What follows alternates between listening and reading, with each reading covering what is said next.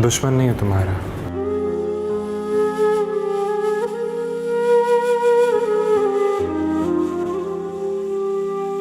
अच्छा, तो फिर क्या?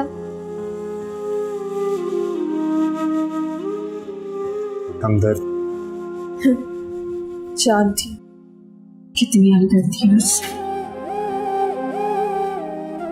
तुम नहीं जानती। अगर तुम जानती होती तो मेरी बात पर यकीन करती। नहीं कर सकती मैं तुम्हारी बात पे यकीन। मैं किसी की बात पे यकीन नहीं कर सकती। तुम जैसे लोग इस्लाम का, दीन का लिबादा ओढ़ के लोगों को दीन से मुतनफ़िर कर देते हो, और मैं कहते यकीन करो हमारी बात का। मेरा ईमान कहां से बीच में आ गया।